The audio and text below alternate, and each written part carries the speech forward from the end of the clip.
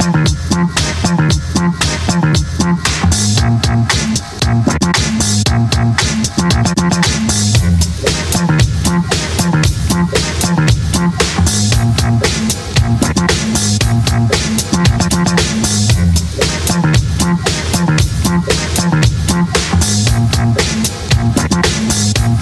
to the Power Factor Show. Episode 153. Sponsored by Taylor Freelance, Rainier Ballistics, Hodgson Powders, and JPL Precision. Hey Power Factor fans, we're here at Renton Fish and Game Club for the Northwest Men's Health Defense Charity Match.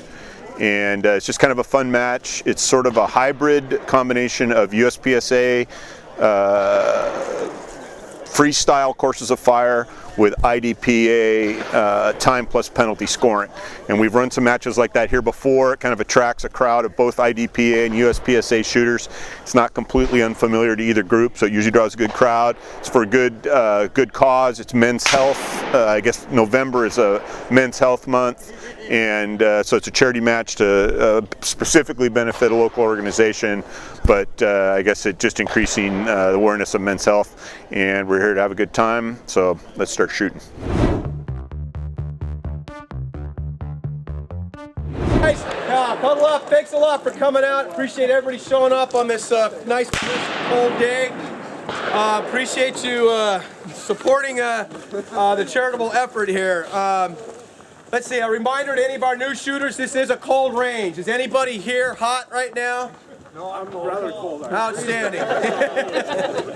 All right, if you guys haven't had a chance to take advantage, we got water here for you guys. We got breakfast food. I think there's still some left.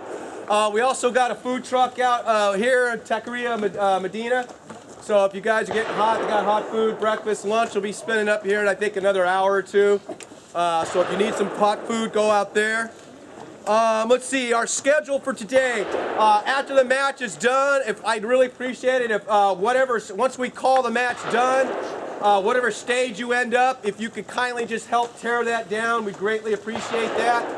After we're done with the tear down, we'll break out into our little small prize table, and then we'll get the awards ceremony kicked off, and then we'll be done. Let's see here. For all the shooters, you guys need to help your ROs out, especially in Bay 1 and Bay 5. They're all steel stages. As soon as that stage is scored, if you guys could just hustle and get the steel reset so we can spin up the next shooter.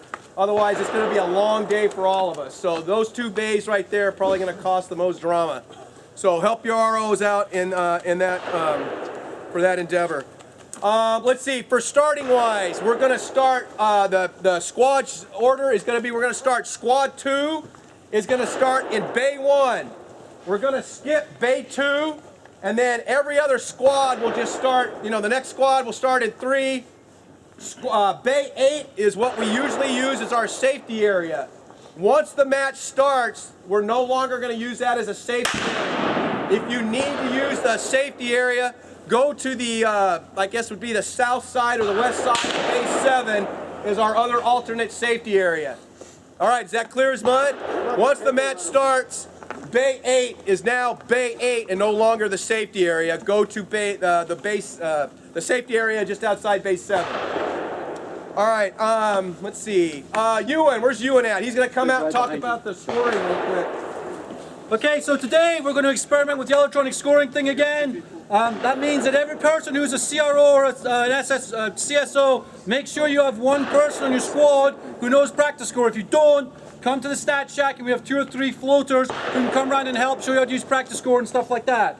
Because of the level of competitiveness we have in the Northwest and the chance of one of the devices going tits up on us, we're actually going to have a paper backup as well. So every single scoring bucket includes a paper backup. So you need 2 people scoring, which should be fine with the size of squads that we have. Primarily electronic, so write something mostly legible on paper as a backup. Hopefully all the technology will work for us. In practice score, 1 second, Emmanuel. In practice score and on the paper, Bay 8 is referred to as the safety area. So to save confusing everyone, stage 1 is Bay 1, stage 2 is Bay 2, and then there is a safety area stage That's what it's referred to as in the scoring software. Mulligans. Those of you who bought mulligans, the deal is you shoot the stage, and before it gets scored, you turn around and say, you know what, I really, really suck like Donovan on that stage, so I want to hand over my ticket. Oh, sorry, Donovan. I'm going to hand over my mulligan ticket, go back, reload my mags, and shoot it again. If your mulligan score is worse than your original score, guess which one we use? The mulligan score. Okay, so tough call here. If you don't use your mulligan, no refunds. Emmanuel. The paper backup, is that to be retained by the shooter? No, it's one. The way we're doing the paper backup is there's one sheet per squad per bay. And then just hand it into the stat check. We'll put a little bucket out there. So it's not for the shooter verifying stuff. It's in case the device gets screwed up or the sync gets screwed up at the end of the match. Any other questions on scoring? Tony? Are the mulligans transferable? Can I give it to a buddy? No. Can I sell it? No. Any sensible questions? Okay, just for those of you who want to put Donovan under a little bit of extra pressure, he and I have a side bet going. If he shoots the match clean, I give $500 to the charity. What do you mean by clean? Down 0 for the entire match. Hey, Sean Hudson and Steve Unger, we moved you guys to Squad 6 since Squad 1 only had you 2. So wherever you guys are at, you can kindly just move yourself into Squad 6. One other last thing before I let you guys go. I just want to kind of remind you guys, or kind of refocus basically what this match is all about. We all love to shoot. We all love a good shoot, but really this match is all about the two charities, Movember and Prostate Cancer Foundation. We might encounter a few bumps today. This is our first match. We hope to have this match around for many, many more years. So we'll take the learning that we learned from this match and we'll apply it to the next year and make it bigger and better. But I ask for your guys' indulgence and your patience if we do encounter some dramas. Just try to keep in mind that this match, the main focus is actually the charities. So anyway, that's about it. So have a fun match, have a safe match. Got a question?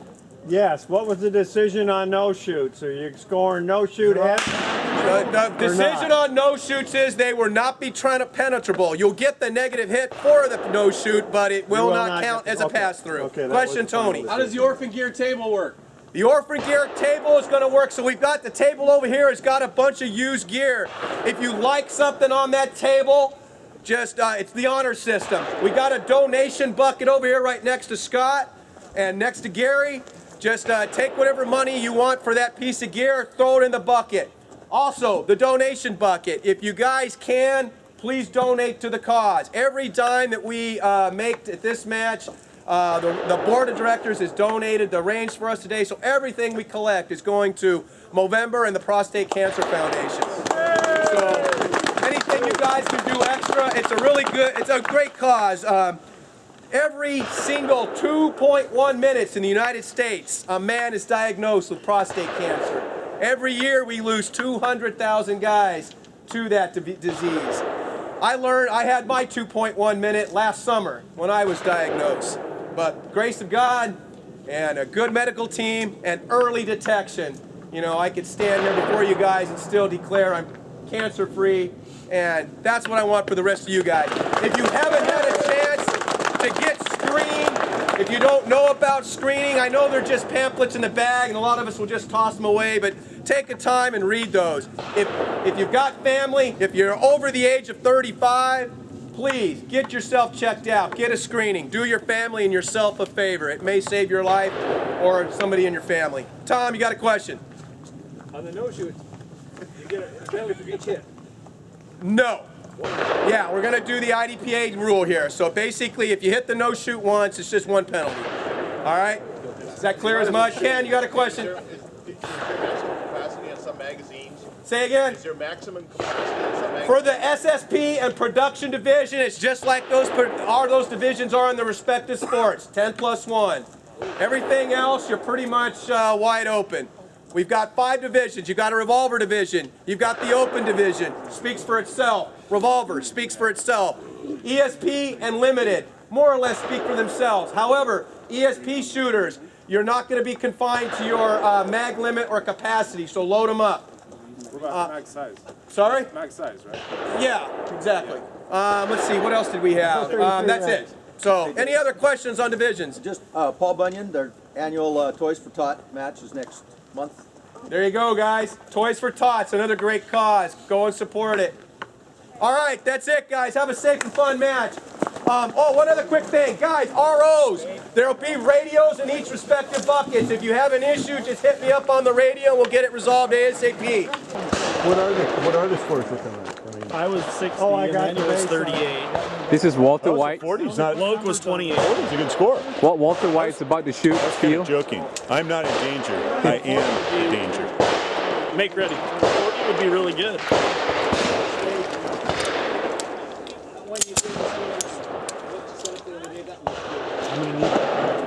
It's a good start. Gave them 2 coats. Going that way. Matters. Are you ready? Sure. Stand by.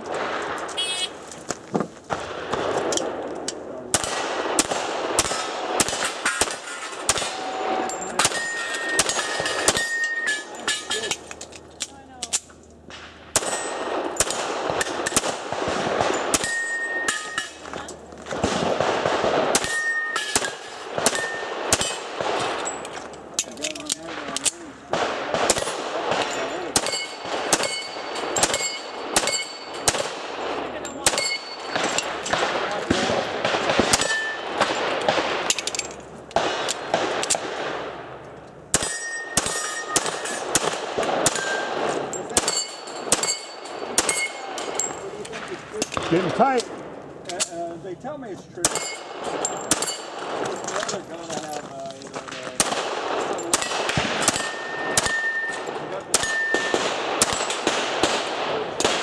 Zit.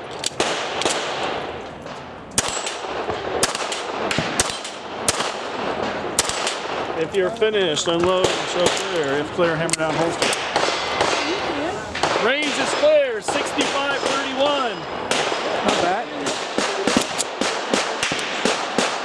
Couldn't get it to sink to the master for 8 rounds is enough, right? This is Rick. Should be. Yes. This is going this way. Okay. Are you ready? Stand by.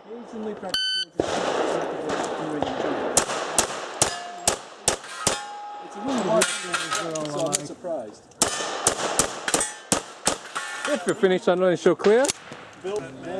Are you ready? Stand by.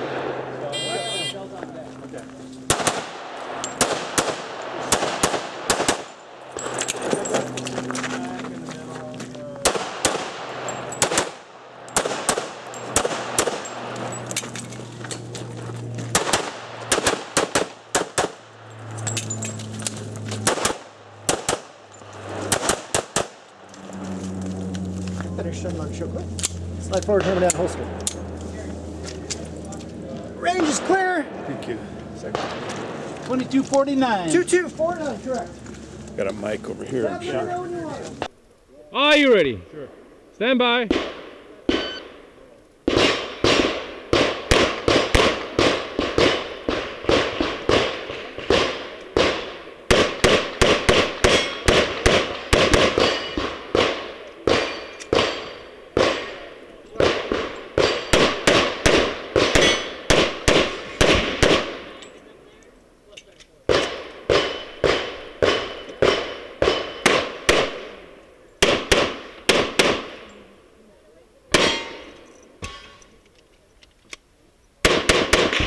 If you're finished unloading, show clear. Clear, so far hammer down, holster. Sides, right? Yeah, Just confirming. He must. Are you ready? Stand by.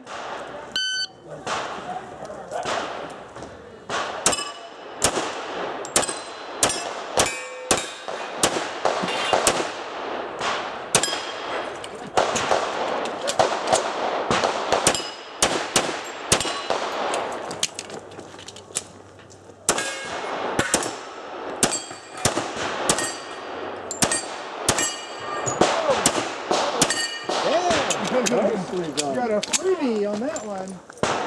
Fuck.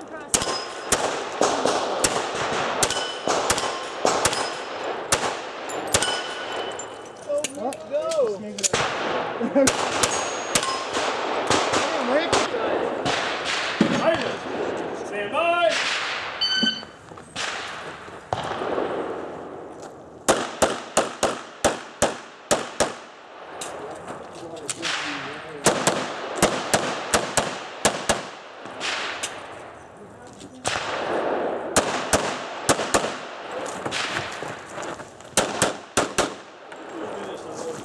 Are you ready?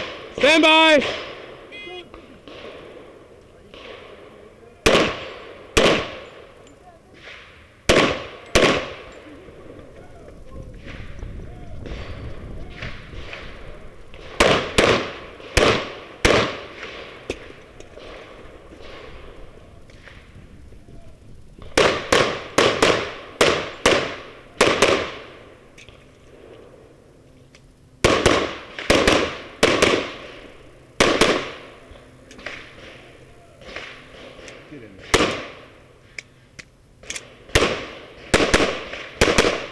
If you finish and launch your clear, clear so far hammer down holster.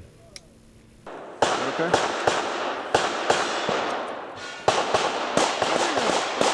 Stand by.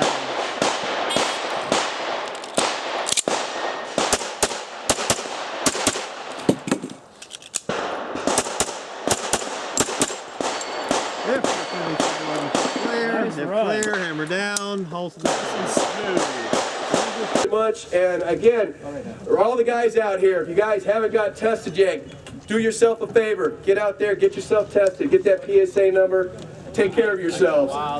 Hey, I just want to now just give a quick shout out to all our sponsors, and it'll just take a second. I know it's going to sound like the Academy Awards, but I got to get this done. I first want to thank the Renton Fish and Game, the board of directors. They donated the range facility for us.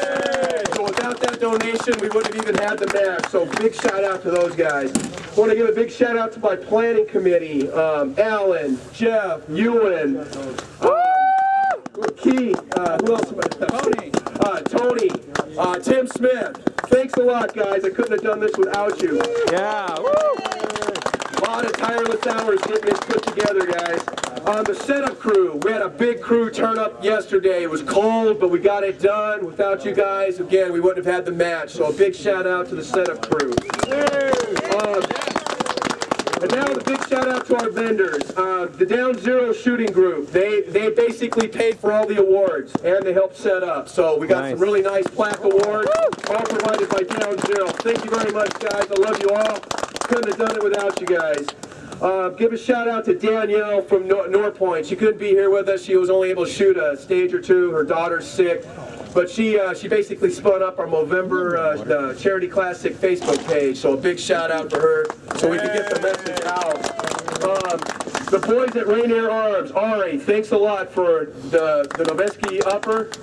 Big shout out, thank you. Josh and Lionheart, thank you for the things you provided. Don Owens, the Shotmaster, the dry fire targets, thank you. Rex Hutchinson and the Two Bar Whiskey Distillery, thank you for your donations. Precision Delta, Rainier Ballistics, Norpoint Range, thanks a lot for everything you guys did from Norpoint. You guys really were a big help. Diana, who owns Pintos, big shout out for her. She donated some transfer fees and the bullets. Thank you.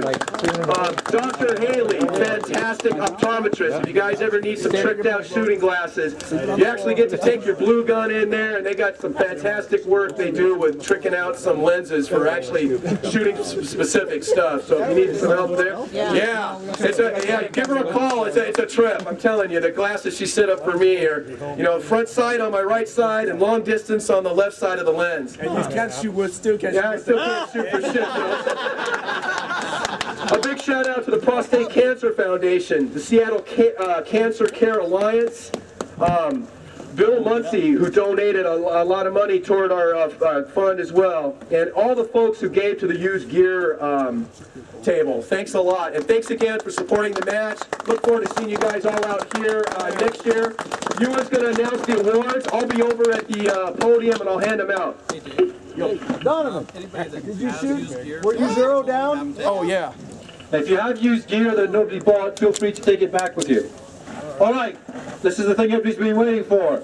So we'll start with the most challenging division. I bet nobody can guess who won the revolver division. Brian Noel with a time of 2:53:30. I don't know if Brian's still here. Does anybody know Brian? Somebody's doing collected for him. Okay, next, stepping up to single stack. Hey, hold on a second. You guys want me to just bring this over to the lights? So you guys can actually see. Are you going to see the lights? Oh, you're recording. Yeah, I'm recording, yeah. Sorry about that. Somebody help Dave find the light. I went to the light. There we go. Sorry. Okay, so single stack. Surprisingly busy division given it was a 200+ round count match with 40 round minimum stages. Third place, single stack, Aaron Berger, 254 seconds. There you go. Congratulations, Aaron. Second place, for once in his life, Dave Willicke, 209 seconds. Hey, where you at? Another one for the collection. Thanks a lot, Dave. And the winner of single stack, Jeff Phillips, 191 seconds.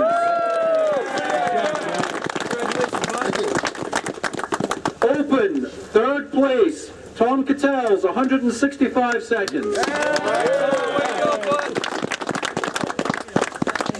You were feeling old. Beating him by a whole 1.5 seconds, Alan Range, second place. There he is. Thank you very much. Thank you. And giving Alan a sound thrashing by a whole 3 seconds, we have Loke.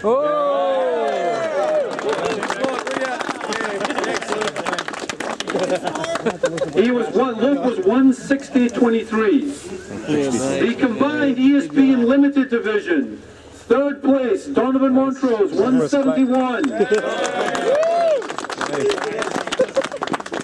Second place, Emmanuel Plotnikov, 166.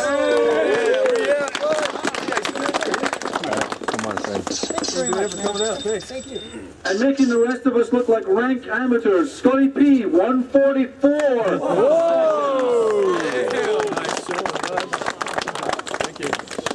SSP Productions, third place, Matt Mitchell, 195 seconds.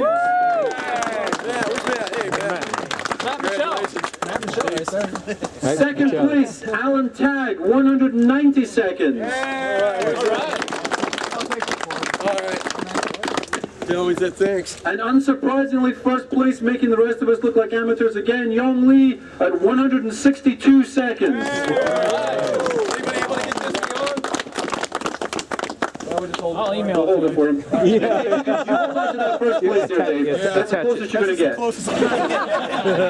And in case anybody hasn't worked it out, that means the overall match winner embarrassing the rest of the organization by at least 22 seconds, Scotty P.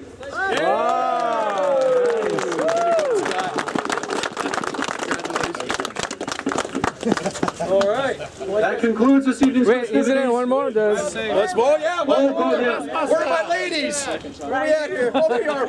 All right, Rebecca. We'll give you the mic. Where is it? All right. Where is it? It's in The the. ladies have voted, It's over there. and we were asked to look at all the mustaches and come up with a winner of the best mustache. And by unanimous vote. Unanimous. Yes.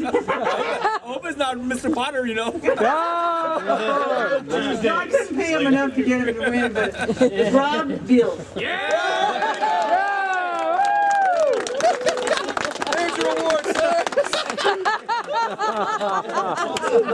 Right on. All right, guys. Thanks for coming out again to support this effort. We'll be back again next year. Better, stronger.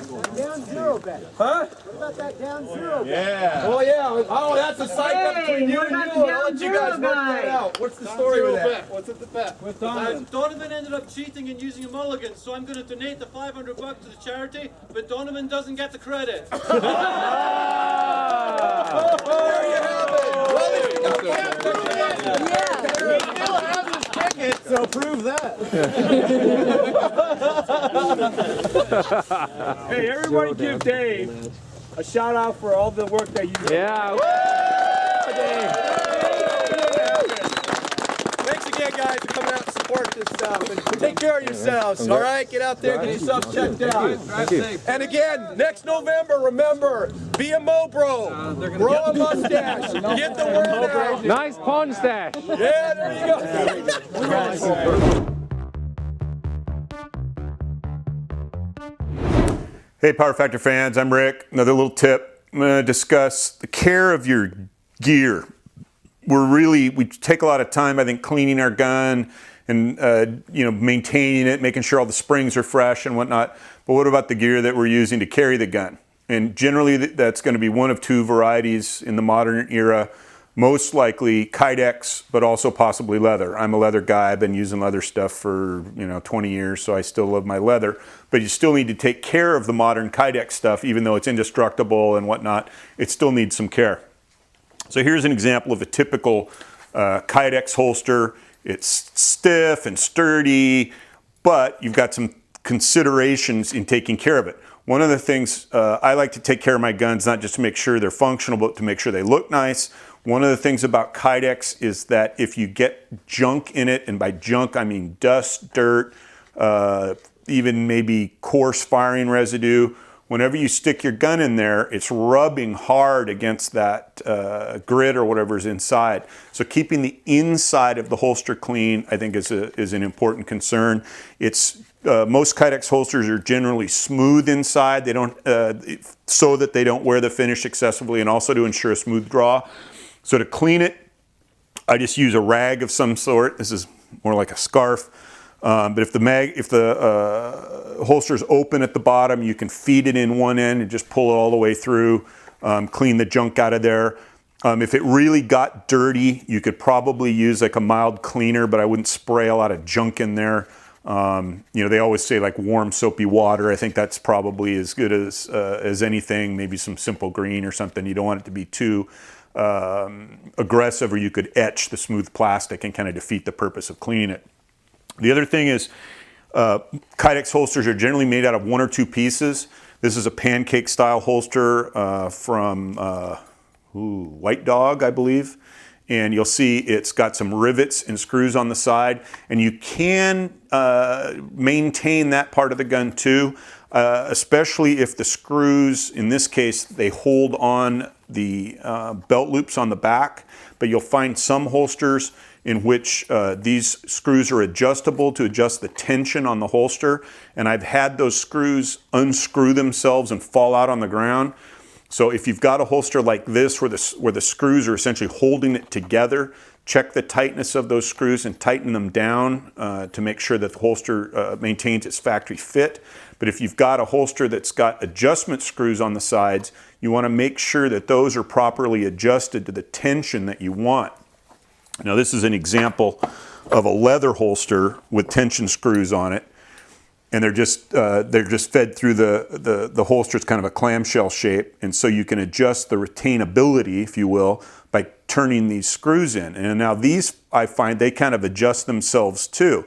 If I want to maintain a certain amount of tension on the gun for a consistent draw, I want these screws to remain adjusted the way they are. And what I've found is if I just stick my fingernail in there and turn them until my fingernail comes out, that's about tight enough. If I use a screwdriver on them, they get too tight, and then it makes it too hard to pull the gun out.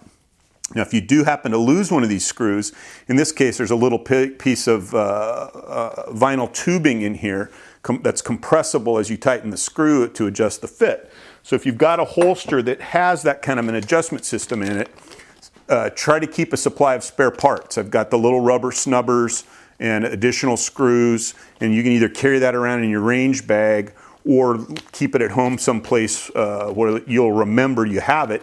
And then if you in fact do lose a screw as part of your general maintenance, you can replace the snubbers, and you don't have to wait for a part to show up. Try to keep a supply of those. Now, to take care of your leather's a little bit different because it used to be a living animal. Most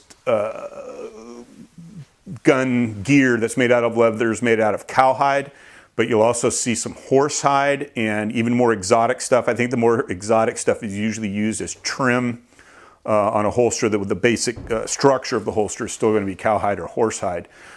This I think is a cowhide rig. It's smooth leather on both sides. That's another thing. If your belt is made of split leather, where two pieces of thin leather are essentially stitched together face to face, you've then got smooth leather on both sides, as opposed to a single thickness of leather, which will be essentially smooth on one side and suede, kind of a suede-like finish on the other side. For smooth leather like this, I use shoe polish. It protects the leather. It keeps water from, it kind of provides a little waterproof coating, but it doesn't soak into the leather. You do not want to use oils, neat's foot oil you have laying around from where you played, Little League baseball. You do not want to put that on leather. You really don't want to soften it. A lot of those oil treatments essentially soften the leather by breaking down the structure of the leather. So if you put neat's foot oil, glove oil, there's even some leather treatments that are made for handbags or car interiors and whatnot. A lot of that stuff that softens the leather is actually going to shorten the life. So again,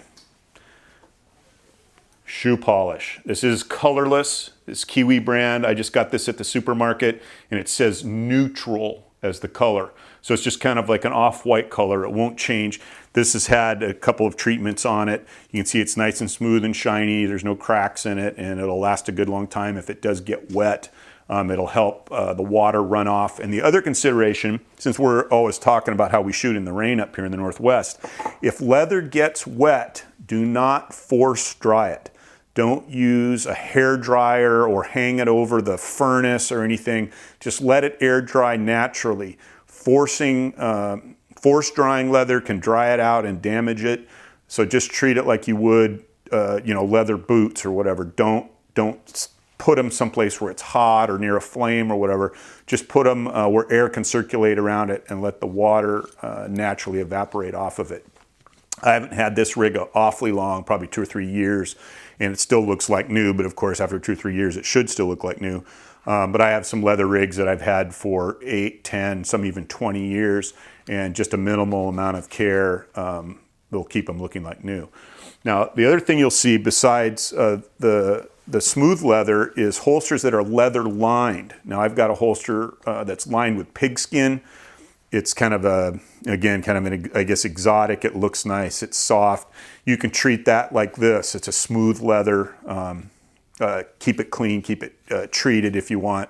But if you've got a suede lining, the issue with suede is that if junk, the technical term for grit, dirt, whatever, gets inside the holster in that suede, because of the kind of pile, it almost is like a shag carpet in there. It gets that stuff in there, and then it's hard to get it out again. Essentially, once the holster gets that dirt and grit in there, every time you're putting the gun in and out of the holster, you're dragging it in and out of that, past that stuff that's been embedded in the suede. So some people say do not use suede. It will speed up the wear on the gun that you use in it. In my experience, I don't shoot in a dusty environment. I'm not too concerned about dust and dirt and junk getting in there. When I'm shooting an IDPA, I wear my cover garment all the time, so it's covering the gun and the holster. I'm not too concerned with that, and I've had pretty good luck with suede line holsters. I've featured a couple of Safariland holsters on this show, one that I use with my revolver and one that I use with my high power. It's the same holster design. I think that the part number is 567 and 568, and they're great holsters. I like them a lot, and I haven't had any issues with the suede. But if you live in a dusty environment, shoot in a dusty environment, I noticed like when we went down to Arizona and shot at some ranges down there, it can get pretty dusty. There's even desert areas in eastern Washington and eastern Oregon where it's kind of dusty. So that's a consideration. It's probably easier to keep a smooth Kydex or smooth leather holster clean than something with suede lining. So if you're shooting in a nasty environment, you probably don't want to go with the suede. But if you're shooting in an environment where the gun is pretty well protected, you don't get a lot of junk on it, you can probably go with the suede, and it does help protect the finish compared to a hard Kydex holster.